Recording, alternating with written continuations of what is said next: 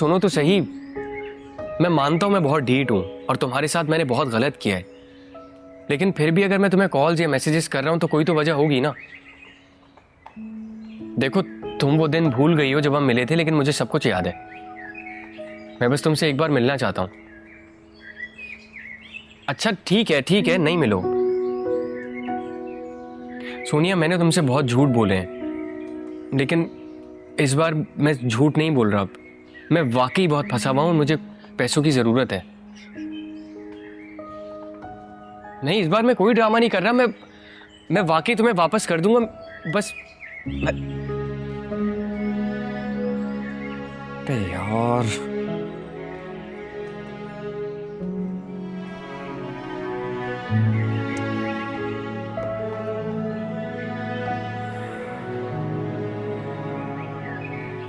एहसान, मेरे बेटे, वो मुझे कुछ पूछना था तुमसे।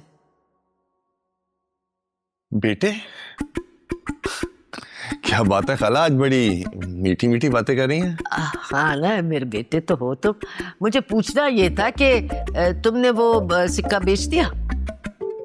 हाँ, वो आपको मैंने बताया तो था कि मैंने बेच दिया है और आपके पासपोर्ट के लिए भागदौड़ भी शुरू कर दी है। अच्छा, बहुत अच्छी बात है। बस मैं इसलिए पूछ रही थी कि मुझे थोड़ी सी तैयारी करनी थी। तैयारी? कैसी तैयारी? हाँ, वो नए कपड़े नहीं है ना मेरे पास, तो मैंने सोचा थोड़ी सी शॉपिंग कर लूं। हाँ तो करे शॉपिंग, इसमें क्या है पूछने वाला।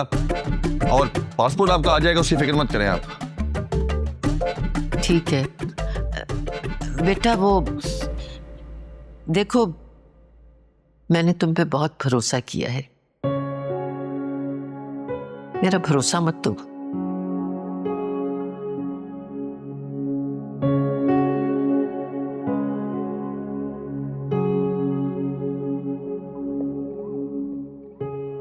खाला, आप कैसी बातें कर रही हैं? मैं आपको फ्रॉडिया लगता हूं?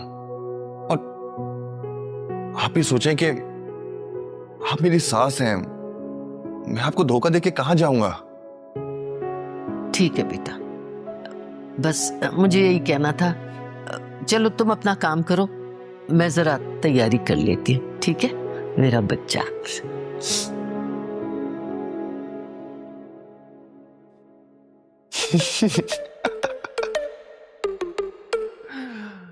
खाला, याद है वो दिन जब मैंने आपको कहा था just wait and watch? Visa चाहिए, पासपोर्ट चाहिए, पहले मैं तो चला जाऊं।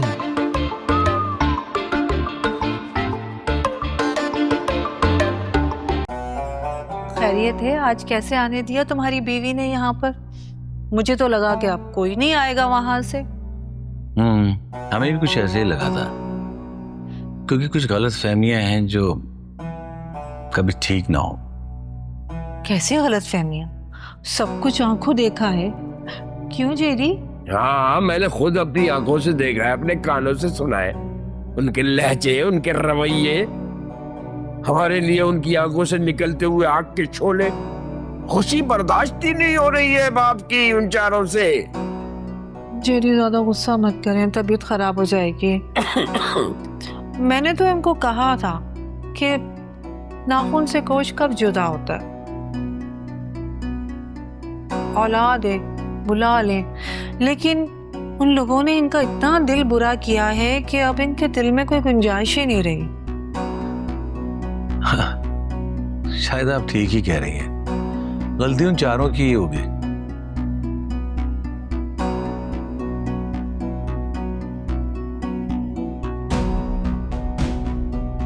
बहरहाल अब्बा, मुझे आपसे जरूरी बात करनी है। हाँ हाँ बोलो बादशाह। कुछ पर्सनल बात करनी है। जेरी, मैं चाय लेकर आऊं? अच्छा सुने, वो जाते हुए जरा दरवाजा बंद करती जाइएगा। जी ठीक है।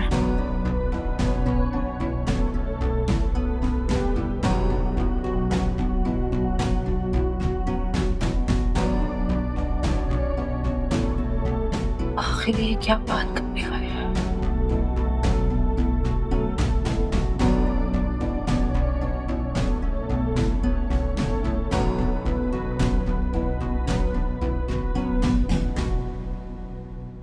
अच्छा आप खुद सोचें, आपकी पहले यही औलादें थी ना, निकम्मे भी थे, नाफरमानी करते थे,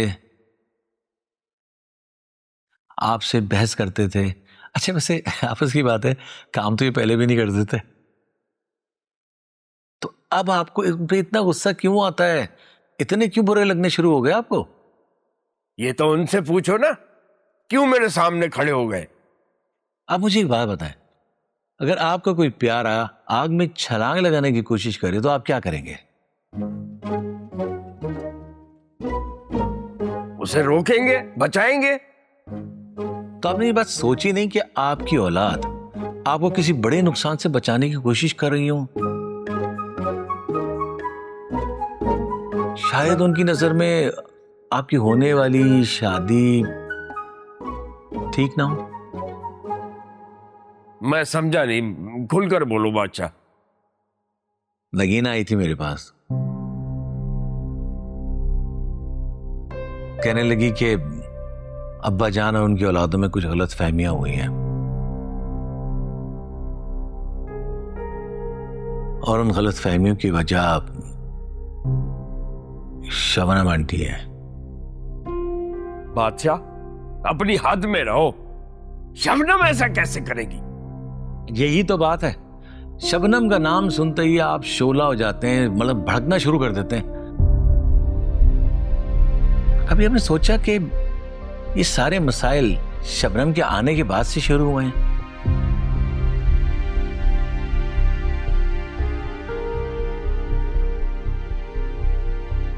ऐसा तो नहीं शबनम को आपसे कोई लालच हो ही नहीं सकता। मुझसे मोहब्बत करती है वो, शादी करना चाहती है और हम बहुत जल्द एक दूसरे के साथ रहने वाले, इसमें लालच कैसा? और तुम भी बगैर सबूत के शबनम पर कोई इल्जाम नहीं लगा सकते। खुद भी समझ लो और उन चारों को भी बता दो कि शबनम को मुझसे कोई लालच नहीं है। चले ठीक है, अगर आपको ऐसा लगता है तो फिर क्यों ना शबनम आंटी का एक टेस्ट लेना। कैसा टेस्ट? एक काम करते हैं,